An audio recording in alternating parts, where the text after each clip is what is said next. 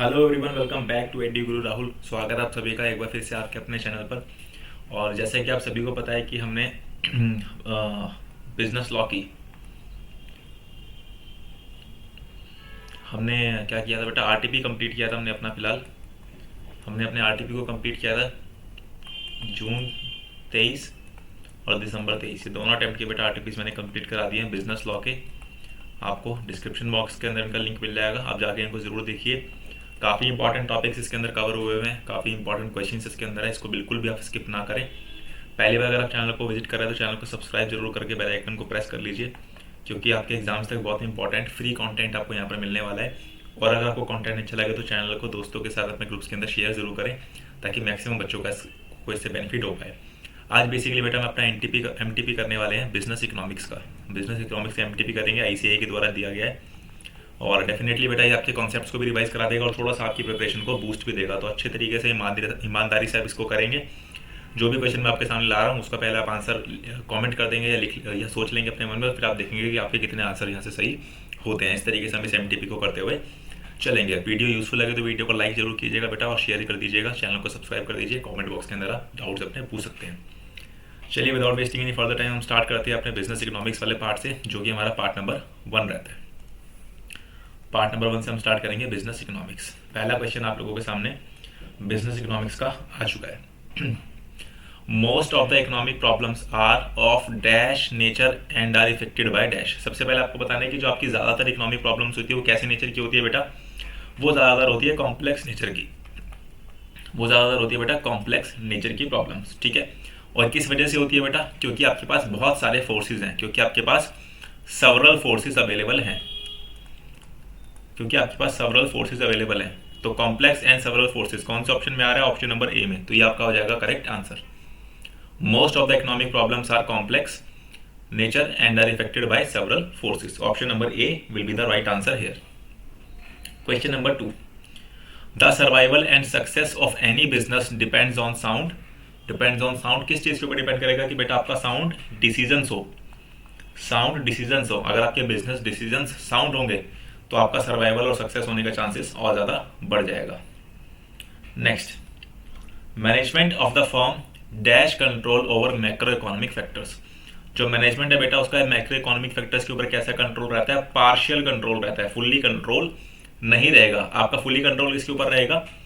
Micro environment के ऊपर, ठीक है। और आपका पार्शियल कंट्रोल किसके ऊपर रहेगा बेटा? मैक्रो एनवायरमेंट के ऊपर। तो ऑप्शन नंबर सी आपका यहाँ पर सही उत्तर, सही आंसर हो जाएगा।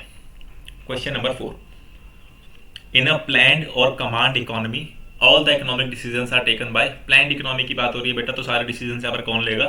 गवर्नमेंट लेगा। गवर्नमेंट लेगी यहाँ पर सारे डिसीजंस आपके। Option number D. आइए question number 5, the regulatory mechanism of the market system is competition. क्या है भाई? कंपटीशन, ठीक है जी। आइए आगे। 6, which of the following statements is or are correct about mixed economic system. आपको बताना है मिक्स्ड इकोनॉमिक सिस्टम को लेकर इसमें से कौन कौन सी बातें बेटा सही है। पहला, mixed economic system depends on both markets and governments for allocation of resources. बिल्कुल सही बात है बेटा, मार्केट और गवर्नमेंट्स दोनों के ऊपर डिपेंड करेगा। Next, mixed economy is not always a golden path between capitalism and socialism. ये भी बात आपकी बेटा सही है। जरूरी नहीं है कि हमेशा आपके लिए मिक्स्ड इकोनॉमी ही गोल्डन पैथ साबित हो, गोल्डन पाथ साबित हो। Next, it is very difficult to maintain a proper balance between private and public sectors. It is also true. तो यहाँ पर आपका सही आंसर क्या बनेगा बेटा? ऑल ऑफ द अबव, क्योंकि आपकी तीनों की तीनों स्टेटमेंट्स क्या है? सही है। बेटा तीनों स्टेटमेंट्स को पढ़ना है। बच्चे क्या करते हैं कि ऑल ऑफ द अबव देखा और बोला सर यही सही है। ऐसा नहीं होगा, कई बार आपको क्वेश्चन में फंसा देगा। ऑल ऑफ द अबव सही नहीं होगा, तो आपको पूरे क्वेश्चन को पढ़ के ही आंसर देना है बेटा, जज्बाती होकर आंसर नहीं देना। आइए क्वेश्चन नंबर 7 पर। क्वेश्चन नंबर 7 बहुत इंपॉर्टेंट एमसीक्यूज है बेटा आपके, ये बिल्कुल भी इसके अंदर आप लापरवाही ना करें।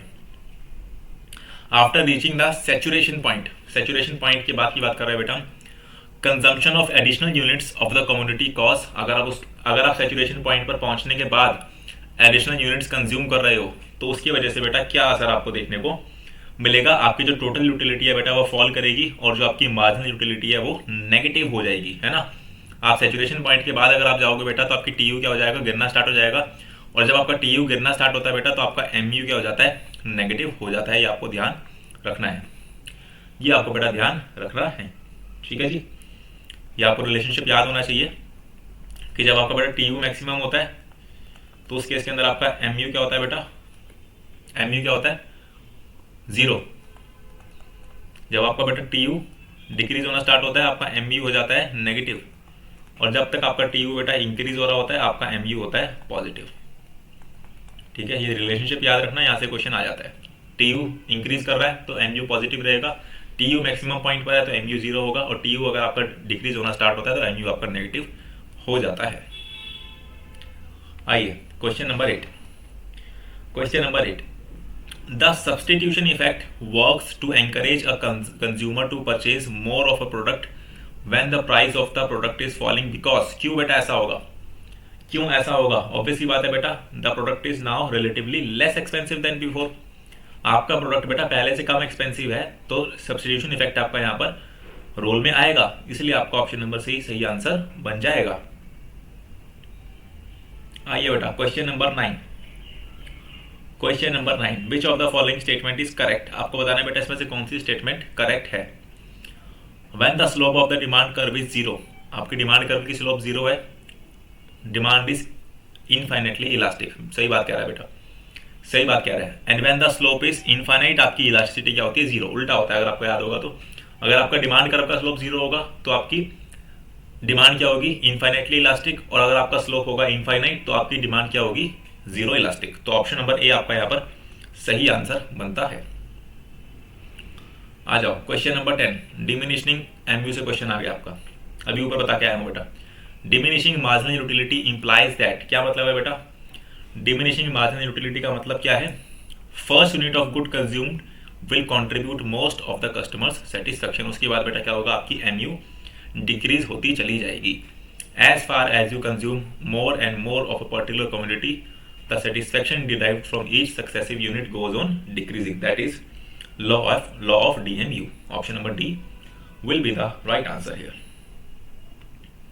आइए आगे question number 11। Question number 11, the law of diminishing marginal utility states that. अभी बता दिया बेटा, आपका और काम आसान कर दिया मैंने, अभी बता के आपका काम और आसान कर दिया। Beyond some point additional units of product will yield less and less extra satisfaction to be a consume. ठीक है, हर एक्स्ट्रा यूनिट से आपकी सेटिस्फेक्शन कम होती जाएगी। Question number 12,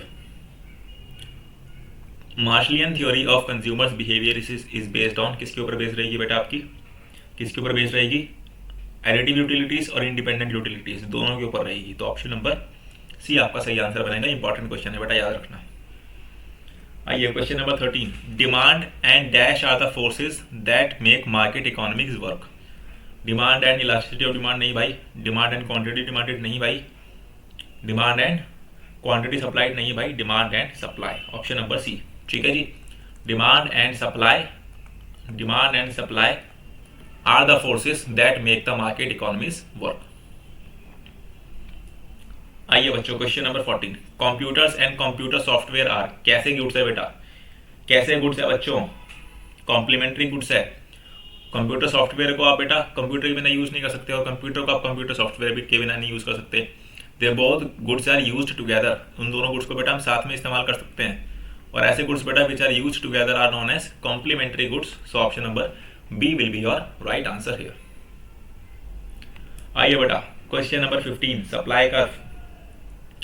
The slope of supply curve is 0.6. Calculate elasticity of demand when its initial price is 30 per unit and initial quantity is 100 units। ये बेटा आपका होमवर्क क्वेश्चन है, आसान क्वेश्चन है, कर पाओगे आप, मुझे लगता है कोई डाउट इसके अंदर नहीं रहना चाहिए। इसका आंसर है ऑप्शन नंबर ए। चलिए क्वेश्चन नंबर 16, डेमोन्स्ट्रेशन इफेक्ट और टर्म कॉइंड बाय। किसने दिया भाई डेमोन्स्ट्रेशन इफेक्ट, ये आपको बताना है। किसने दिया भाई, किसने दिया, जेम्स। ठीक है जी, ऑप्शन नंबर बी। आइए बेटा असर्शन रीजन बेस्ड क्वेश्चन आएगा आपका पहला, फटाफट से इसको रीड करके आंसर बनाने की कोशिश करेंगे। मैं आपको 2 मिनट का समय देता हूं बेटा, फटाफट से इसका आंसर बनाने की कोशिश करेंगे।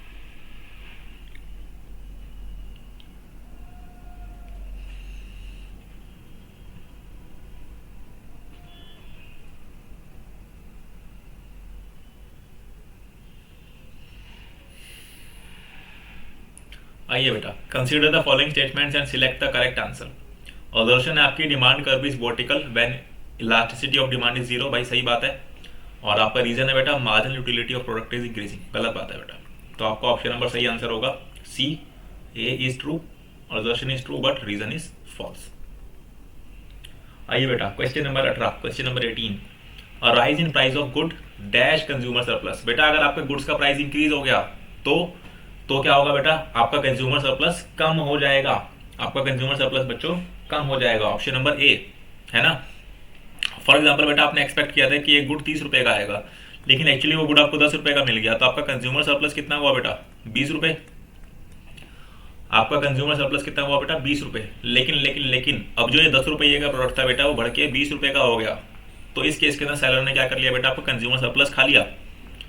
पहले आपका कंज्यूमर सरप्लस आया था 30 - 10 इज इक्वल्स टू 20, लेकिन अब कितना आएगा बेटा, 30 - 20 इज इक्वल्स टू ₹10। तो सेलर ने क्या किया बेटा, आपका कंज्यूमर सरप्लस खा लिया। तो आपका कंज्यूमर सरप्लस बेटा डिक्रीज होगा अगर आपका प्राइस बढ़ रहा है तो, और अगर किसी कमोडिटी का प्राइस डिक्रीज हो रहा है तो उस केस के अंदर आपका कंज्यूमर सरप्लस इंक्रीज हो जाएगा। कंज्यूमर सरप्लस का बेटा क्वेश्चन इंपॉर्टेंट है, ध्यान रखना इस बात को। कंज्यूमर सरप्लस भी बता दिया मैंने आपको क्या होता है। चलिए question number 19, a consumer is in equilibrium when she or he is deriving dash satisfaction from the goods. कैसी सेटिस्फेक्शन मिल रही है बेटा गुड्स से, इक्विलिब्रियम पॉइंट के लिए मैक्सिमम पॉसिबल। मैक्सिमम की बात नहीं करते बेटा, मैक्सिमम पॉसिबल की बात करते हैं। हमने बात किया था ना कि आपके बजट में भी बेटा होना चाहिए, या आपके बजट में भी होना चाहिए। तो maximum possible not maximum, maximum possible satisfaction from the goods. आइए question number 20, which one of the following statement is true regarding indifference curve. आपको बताना है बेटा इंडिफरेंस कर्व को लेकर कौन सी बात सही साबित होगी। Option number A, two indifference curves can never be parallel to each other. नहीं भाई, गलत बात कर रहे हैं ये हमसे। Two indifference curve are always parallel to each other, ये भी गलत बात कर रहे हैं बेटा। नेक्स्ट क्या आपका two indifference curves may not intersect each other, और लास्ट है आपका बेटा two indifference curve may be parallel to each other. ठीक है जी।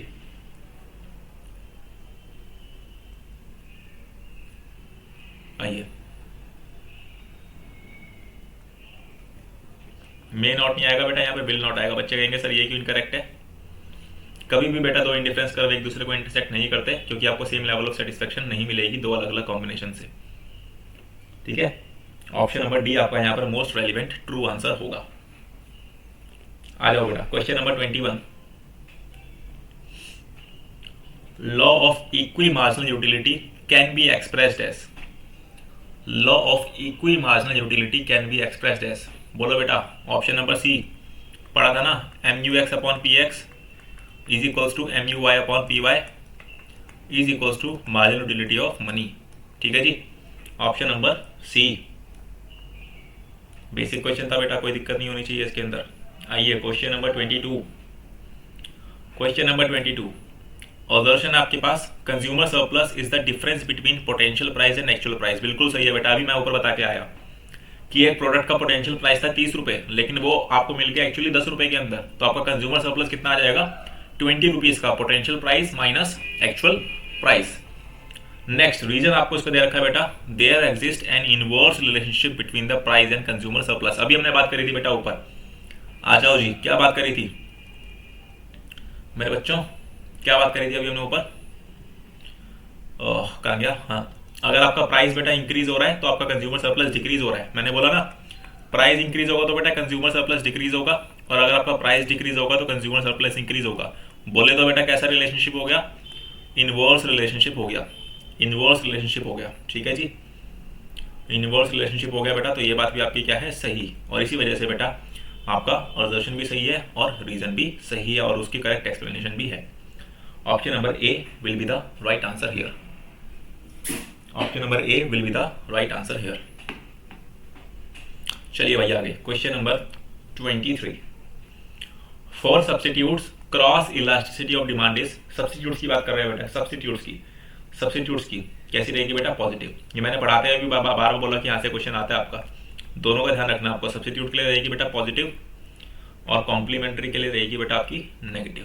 ठीक है, दोनों का ध्यान रखना आपको, सब्स्टिट्यूट्स के लिए पॉजिटिव और कॉम्प्लीमेंट्री के लिए negative. Question number 24, the oldest approach of the theory of to the theory of demand is, oldest approach की बेटा बात कर रहे हैं यहाँ पर। ओल्डेस्ट अप्रोच क्या है बेटा? आपकी कार्डिनल यूटिलिटी। उसके बाद आइए आपकी ordinal utility.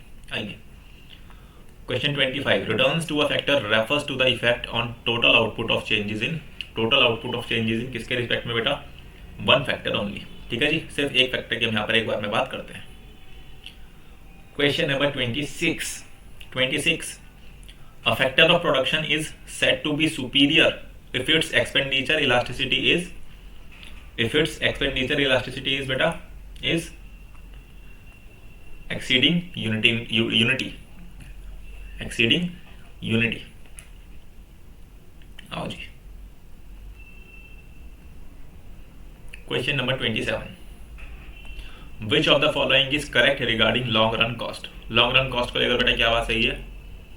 It is least cost of producing each level of output, गलत बात है बेटा। LAC curve is envelope of SAC curve, नई बात, गलत बात बेटा। LAC curve is U shaped, गलत बात। बोल दो सारी गलत बात बेटा। नहीं, देख रहा हूँ बेटा कि आप कुछ नहीं बोल रहे साथ में कि नहीं सर ऐसा नहीं होगा। आओ, तीन ऑप्शन आपको दे रखे, बताना को कौन सा कॉम्बिनेशन इसमें से सही रहने वाला है, कौन सा कॉम्बिनेशन इसमें से सही रहने वाला है। फिर से बेटा पढ़ रहा हूँ, अब ध्यान देना, किसी ने बोला नहीं। It is least cost of producing each level of output, बिल्कुल सही बात है बेटा। Long run average cost curve is envelope of short run average cost curve, बिल्कुल सही बात है बेटा। और ये यू शिफ्ट का होता है, ये भी बात सही है। तो इसका मतलब ऑप्शन नंबर 1 2 3 तीनों सही है। देखो कौन सा ऑप्शन के अंदर आ रहा है, 1 2 3 1 2 3। आओ बेटा 1 2 3, option number D is the correct answer only. बेटा कान खाल, दिमाग और कान खोल के बैठो, कोई गलती हो रही है तो बताओ। बोलो सर नहीं नहीं ये क्या कर रहे हो आप, ये तो आप घोर पाप कर रहे हो। आओ क्वेश्चन नंबर 28, बच्चे कह रहे हैं जल्दी क्यों करा रहे हो बेटा? रिवीजन है, रिवीजन, मॉक टेस्ट पेपर ऐसी तो करेंगे बेटा। The law of diminishing returns only applies in cases where there is at least one fixed factor of production। ठीक है, एक आपके पास कम से कम बेटा फिक्स्ड फैक्टर होना चाहिए, क्योंकि हम लॉन्ग रन की बात कर रहे हैं बेटा यहाँ पर, तो आपका एक फिक्स्ड फैक्टर हमेशा होना चाहिए। आइए question number 29, economies and diseconomies of scale explain why the, ये मुझे क्वेश्चन थोड़ा सा देखते बेटा, इसको भी फ्रेम सही नहीं लग रहा। आइए क्वेश्चन नंबर 30, प्रोडक्शन फंक्शन आपको दे रखा है बेटा, Q is equals to this exhibits. आपको इसको बताना है बेटा ये क्या चीज़ आपका दिखा रहा है, increasing return, decreasing return, constant return या इंक्रीजिंग रिटर्न टू फैक्टर। क्या बता रहा है बेटा, क्या बता रहा है बेटा? Increasing returns to scale, scale के हिसाब से बात कर रहे हैं यहाँ पर, स्केल के हिसाब से हम यहाँ पर बात कर रहे हैं। आइए थोड़ा सा लेवल अप हो रहा है बेटा, क्वेश्चंस का ध्यान से देखेंगे। आधे क्वेश्चंस हमारे खत्म हो चुके हैं बेटा बिजनेस इकोनॉमिक्स के। बिजनेस इकोनॉमिक्स के आपको पता ही है टोटल 60 क्वेश्चन आते हैं, 60 क्वेश्चन आते हैं पेपर के अंदर, बाकी 40 तो आपके PCR के आते हैं। तो 60 में से बेटा हमारे 30 क्वेश्चन कंप्लीट हो चुके हैं, मतलब आधा काम, 50% काम हमारा डन हो चुका है in less than half an hour, around 15-20 minutes के अंदर ही, फटाफट से। विच of the following is correct regarding the slope of iso cost line. Iso cost line की बेटा हम बात करते हैं यहाँ पर, आइसो कॉस्ट लाइन की बात करते हैं। आइए, slope of iso cost line can change due to change in factors prices, बिल्कुल सही बात है भाई, फैक्टर का प्राइस चेंज होगा तो चेंज हो जाएगा। और चेंज इन टोटल आउटले और टोटल कॉस्ट, बिल्कुल भाई, या तो फैक्टर का प्राइस चेंज हो जाए या टोटल कॉस्ट आपकी चेंज हो जाए, दोनों ही केसेस के अंदर बेटा इफेक्ट होगी। तो ऑप्शन नंबर सी आपका यहाँ पर सही आंसर बनेगा, बोथ ए एंड बी। आइए बेटा question number 32, which one of the following is not an internal economies of scale. Internal economies of scale की बेटा यहाँ पर बात हो रही है। टेक्निकल इकोनॉमीज नहीं आएगा बेटा इसके अंदर, फाइनेंशियल इकोनॉमीज नहीं आएगा, मार्केटिंग नहीं आएगा, economies due to localisation of industry. Option number C, option number C. आ जाओ बेटा क्वेश्चन 33, भगाऊंगा बेटा, बिल्कुल भगाऊंगा, जल्दी से जल्दी खत्म करा दूंगा। Iso quant word is made up of 2 words, iso and quant. ठीक है, where iso means equal then quant means, देखो बेटा बिल्कुल बेसिक से क्वेश्चन उठा के आपसे पूछ ले यहाँ पर। ये लाइन तो बच्चे पढ़ के आगे कर देते कि यार इसका क्या करना है, इसका क्या करना है। यहाँ से उठा के देखो क्वेश्चन डाला आपको। आइसो का मतलब होता है बेटा इक्वल, और क्वांट का मतलब क्या होता है बेटा, अगर आपको याद नहीं होता तो इसको आप मान लेना क्वांटिटी। ठीक है, क्वांटिटी, क्वांट किसकी शॉर्ट फॉर्म हो गई, क्वांटिटी की। ठीक है, तो एक्चुअल आउटपुट की हम यहाँ पर बात करते हैं। ऑप्शन नंबर बी, क्वांट का मतलब क्या होता है बेटा? आउटपुट। आइसो क्वांट मतलब इक्वल आउटपुट। बढ़िया क्वेश्चन है बेटा। कॉस्ट से, कॉस्ट में तो बच्चे गलती करते ही हैं। विच one of the following cost curve is not in U shape? U shape का क्या नहीं होता? यू शेप का बेटा क्या नहीं होता ये आपको बताना है। क्या नहीं होता ये आपको बताना है। क्या नहीं होता बेटा? एसी होता है, एमसी होता है, एबीसी होता है, बट एएफसी नहीं होता। बच्चों कमेंट बॉक्स के अंदर मुझे बताओ कि एएफसी का कर्व कैसा होता है। अगर यू शेप नहीं होता तो एएफसी का कर्व कैसा होता है? फटाफट से बेटा कमेंट करके बताइए, फटाफट से। आ जाओ नेक्स्ट क्वेश्चन 35। टोटल कॉस्ट आपको दे रखी है बेटा 2000 plus 15Q plus minus 6Q square plus Q cube. How much TFC at Q is equal to 2000। बेटा अगर ऐसा क्वेश्चन पेपर में आता है ना, भगवान को बोलो हाथ जोड़ के थैंक यू और कर डालो। कुछ नहीं करना है इसके अंदर आपको। भगवान को हाथ जोड़ के थैंक यू बोल के बेटा ऐसे क्वेश्चन को कर डालो। कुछ नहीं करना आपको, बस Q की वैल्यू यहाँ पर क्या करनी है? पुट। आपको यहाँ पर Q की वैल्यू पुट करनी है, उसके बाद आप आंसर निकाल पाओगे क्या होगा। Q की वैल्यू पुट करोगे तो बेटा टोटल कॉस्ट आ जाएगा आपका, है ना।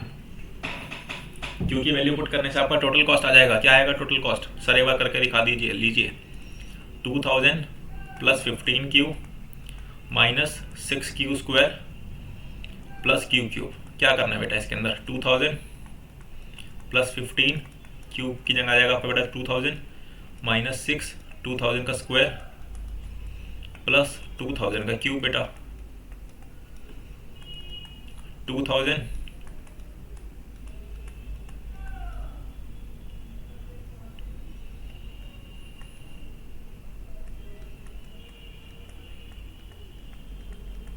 थोड़ी सी कैलकुलेशन बेटा आपको यहाँ पर करनी पड़ेगी। बस यहाँ से आंसर निकाल लेना भाई, ज़्यादा नहीं कर पाऊंगा, ठीक है। पुट करके आंसर निकाल लेना, ठीक है बेटा। आ जाएगा आंसर, कोई दिक्कत नहीं आएगी आंसर में। ओके चलिए चलते हैं आगे, चलते हैं बेटा आगे।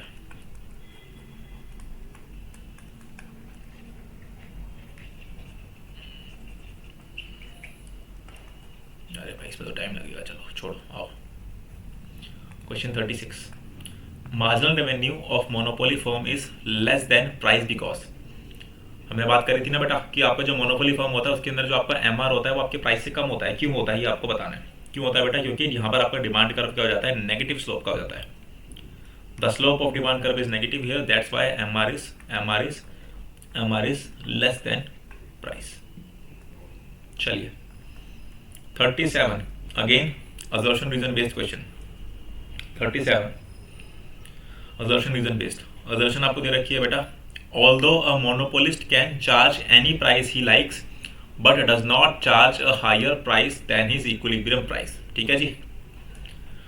रीजन आपको दे रखा है higher price means fall in total revenue. ये आपको दे रखा है बेटा पूरा केस। अगर आप ध्यान से देखोगे बेटा तो ये बात भी सही है आपकी और ये इसका सही रीजन भी है और बात भी सही है। तो ऑप्शन नंबर ए आपका सही होगा यहाँ पर। Both assertion and reason are true and R is the correct explanation of A। Although a monopolist can charge any price he likes but does not charge a higher price than his equilibrium price because higher price means fall in total revenue। ठीक है जी, आ जाओ। Question number 38। The share of tax borne by seller will be larger। कहाँ पर बेटा larger होगा? कहाँ पर larger होगा? Where demand for the product has greater elasticity. ठीक है जी, इलास्टिसिटी ग्रेटर तो हो जाएगा। 39 ओलिगोपोलिस्ट इंडस्ट्रीज। ओलिगोपोलिस्ट इंडस्ट्रीज भाई बहुत ही बेसिक क्वेश्चन है। ओलिगोपोलिस्ट इंडस्ट्रीज बेटा मे प्रोड्यूस ईदर स्टैंडर्डाइज्ड और डिफरेंशिएटेड प्रोडक्ट। यही तो बेटा इसकी खासियत होती है, यही तो इसकी खासियत होती है। जो आपके परफेक्ट कॉम्पिटिशन वाले होते हैं बेटा वो आपके बनाते हैं होमोजीनियस, जो आपके मोनोपोलिस्टिक वाले होते हैं बेटा वो बनाते हैं हेट्रोजीनियस, और ये आपके स्टैंडर्डाइज्ड भी बना सकते हैं और डिफरेंशिएटेड भी बना सकते हैं। आ जाओ question number 40। When total revenue is increasing. अभी पढ़ के आए थे बेटा अगर आपका टोटल रेवेन्यू इंक्रीज हो रहा है, अगर आपका टोटल रेवेन्यू इंक्रीज हो रहा है, टोटल रेवेन्यू बेटा आपका इंक्रीज हो रहा है तो क्या ऑप्शन सही होगा जी? आपका मार्जिनल रेवेन्यू क्या रहेगा बेटा? पॉजिटिव रहेगा। इसको ध्यान रख लो भाई, यहाँ से क्वेश्चन आ ही जाता है कुछ ना कुछ। टोटल कॉस्ट पूछ लेगा आपसे या रेवेन्यू पूछ लेगा, उससे फर्क नहीं पड़ता। अगर आपका बेटा टोटल रेवेन्यू इंक्रीज हो रहा है तो आपका एमयू क्या रहेगा बेटा? पॉजिटिव रहेगा। मैं फिर से बता देता हूँ, ऊपर भी बता के आया हूँ। अगर आपका टोटल रेवेन्यू मैक्सिमम होगा तो आपका मार्जिनल रेवेन्यू क्या होगा बेटा? 0। और अगर आपका टोटल रेवेन्यू बेटा डिक्रीज कर रहा होगा तो आपका मार्जिनल रेवेन्यू क्या हो जाएगा, नेगेटिव हो जाएगा। ठीक है, तो आपका मार्जिनल रेवेन्यू क्या हो जाएगा बेटा, नेगेटिव हो जाएगा। बस इस रिलेशनशिप को याद रख लो। 40 क्वेश्चन कर चुके हैं बेटा, out of 60। Last 20 question are left now. Last 20 question are left now. आइए question number 41। Total revenue along with total cost helps to determine. क्या हेल्प करेगा भाई, टोटल रेवेन्यू या टोटल कॉस्ट है, क्या निकाल पाओगे इससे, प्रॉफिट मैक्सिमाइजिंग आउटपुट निकाल पाओगे कि किस आउटपुट पर आपको मैक्सिमम प्रॉफिट अर्न हो रहा है। आइए, in economics we concerned with, किस चीज से बेटा सबसे ज्यादा कंसर्न रखते हैं हम, exchange value only. Question number 43 इसी का बेटा एक्सटेंशन पूछ लिया आपसे, एक्सचेंज वैल्यू कैसे डिटरमिन होती है। क्या बात है, एक्सचेंज वैल्यू कैसे डिटरमिन होती है, कैसे होती है भाई, in the market where exchange of goods and services takes place. ऐसी मार्केट बेटा जहां पर आपके गुड्स एंड सर्विसेज, जहां पर आपके गुड्स एंड सर्विसेज एक्सचेंज होते हैं, वहीं से आपकी एक्सचेंज वैल्यू निकल कर आती है।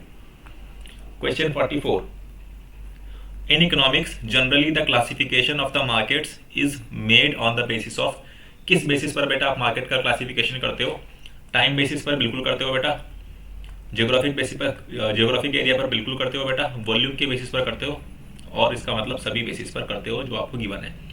टाइम के बेसिस पर भी आप मार्केट्स को क्लासीफाई करते हो, आप उनके ज्योग्राफिक एरिया के हिसाब से भी उनको बेटा मार्केट को क्लासीफाई करते हो, और उसकी बिजनेस की वॉल्यूम के हिसाब से भी आप उसको क्लासीफाई करते हो। तो ऑप्शन नंबर डी आपका सही आंसर बनेगा। आइए मेरे बच्चों, क्वेश्चन नंबर 45, मेरे बच्चों question number 45, if a firm's total revenue is not enough to make good even the dash, it is better for firm to shut down. ठीक है जी, ये बात बेटा कहाँ से क्वेश्चन पूछा गया है, तभी भी कहता बेटा स्टडी मैट पढ़ो, तभी मैं कहता बेटा स्टडी मैट पढ़ो। स्टडी मैट में एज इट इज लाइन आपको दे रखी है, जब मैं कराता हूँ स्टडी मैट, मैं स्टडी मैट से ही कराता हूँ, तो इसलिए स्टडी मैट जरूरी है। एज इट इज लाइन आपकी वहां से है बेटा। क्या आंसर बनेगा इसका बेटा आपका, total variable cost. If a firm's total revenue is not enough to make good even the total variable cost, it is better for firm to shut down. अगर आप बेटा अपनी टोटल वेरिएबल कॉस्ट को भी कवर नहीं कर पा रहे हो, तो उस केस के अंदर आपके लिए शट डाउन बेटर रहेगा। ठीक है, question number 46, question number 46, price of goods express their, जो गुड्स का प्राइस होता है बेटा वो क्या दिखाता है उनकी, क्या दिखाता है बेटा उनकी, क्या दिखाता है उनकी, एक्सचेंज वैल्यू भी दिखाता है और इकोनॉमिक वैल्यू भी दिखाता है। सो option number D, exchange value and economic value. 47, when demand increases and supply decreases, बेटा आपकी डिमांड तो बढ़ रही है लेकिन आपकी सप्लाई कम हो रही है, क्या इफेक्ट होगा, डिमांड बढ़ रही है और सप्लाई कम हो रही है, बताइए, तो आपका इक्विलिब्रियम प्राइस क्या है बेटा, राइज होगा। अगर डिमांड बढ़ रही है सप्लाई कम हो रही है, बेटा किसका केस है, ये एक्सेस डिमांड का केस है। डिमांड आपकी एक्सेस हो गई है, और जब आपकी डिमांड एक्सेस होती है तो बेटा प्राइस क्या जाता है ऊपर, तो इक्विलिब्रियम प्राइस क्या होगा बेटा आपका, इंक्रीज करेगा। But nothing certain can be said about the change in equilibrium quantity. आप इक्विलिब्रियम क्वांटिटी के बारे में कुछ नहीं कह सकते, क्योंकि डिमांड बढ़ रही है सप्लाई कम हो रही है, एक आइडियल सिचुएशन नहीं है मार्केट के लिए। एक्सेस डिमांड की वजह से प्राइस तो डेफिनेटली आपका इंक्रीज होगा, लेकिन इक्विलिब्रियम क्वांटिटी के बारे में आप कुछ भी एग्जैक्टली नहीं बता पाओगे। ठीक है, इंपॉर्टेंट क्वेश्चन है भाई, इंपॉर्टेंट क्वेश्चन है। Question number C, sorry part number C इसका सही आंसर है। आ जाओ बच्चों मेरे क्वेश्चन नंबर 48 के ऊपर। Marginal revenue is equal to the price under, कहां पर बेटा आपका मार्जिनल रेवेन्यू और प्राइस इक्वल हो जाता है, कहां पर हो जाता है बेटा, बिल्कुल बच्चों वाला क्वेश्चन आपसे पूछना है, परफेक्ट कंपटीशन के अंदर। Option number D, in perfect competition your marginal revenue is equal to price. And on this note question number 49, the short run supply curve of a perfectly competitive market firm is equal to that portion of the short run marginal cost curve that is above the average variable cost curve. ठीक है, जहां पर आपका बेटा जो marginal cost curve है वो आपके एवरेज वेरिएबल कॉस्ट कर्व से क्या होगा, ऊपर होगा, अबव होगा। आओ जी, question number 50, the market demand curve for a perfectly competitive industry is this is your market demand curve. Market supply curve भी आपको दे रखा है बेटा, the market will be in equilibrium if. आसानी से बेटा इसका आंसर आप निकाल लोगे, आई डोंट थिंक सो कि आपको कोई दिक्कत होनी चाहिए, आसानी से बेटा आप इसका आंसर निकाल लोगे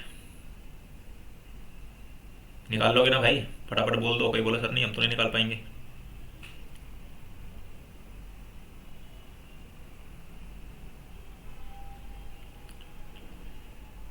बोलो बेटा, बता देता हूँ भाई। इक्विलिब्रियम पॉइंट क्या होगा बेटा आपका, जहाँ पर आपका क्यू डी आपका क्यू एस के इक्वल हो जाएगा। Q D is equal to Q S. Q D क्या दे रखा है आपको 12 माइनस 2p। क्यू एस क्या दे रखा है आपको बेटा 3 प्लस p। निकाल लो आंसर यहाँ से, आंसर निकाल लो बेटा यहाँ से। 12 minus 3 is equal to p plus 2p। 9 is equal to 3p। p की वैल्यू क्या आ जाएगी बेटा ₹3। एक ही बेटा आपके पास ऑप्शन ऐसा जहाँ पर p की वैल्यू 3 है। ऑप्शन नंबर डी आपका सही आंसर हो जाएगा। ऑप्शन नंबर डी आपका यहाँ पर सही आंसर हो जाएगा। ठीक है, क्वांटिटी आप ऐसे निकाल पाओगे वैल्यू को पुट करके। पुट कर लो ना वैल्यू यहाँ पर। Quantity is equal to 3 plus p है। p की वैल्यू क्या निकाली आपने 3, तो क्वांटिटी आ जाएगी आपकी 6। सर हम तो दूसरी उसके अंदर पुट करना चाहते हैं, यहाँ पे कर लो भाई। 12 minus 2 into 3, 12 minus 6 is equal to 6। कहीं से भी निकालो बेटा, तो आपकी क्वांटिटी आ जाएगी 6 और आपका प्राइस आ जाएगा 3। Option number D. ठीक है बेटा ऑप्शन नंबर डी। 50 क्वेश्चन हमारे खत्म हो गए बेटा आउट ऑफ 60। मात्र 10 question are left for business economics. Only 10 question are left for business economics. आ जाओ जी, आओ जी, आओ जी। Question number 51। Question number 51। Question number 51।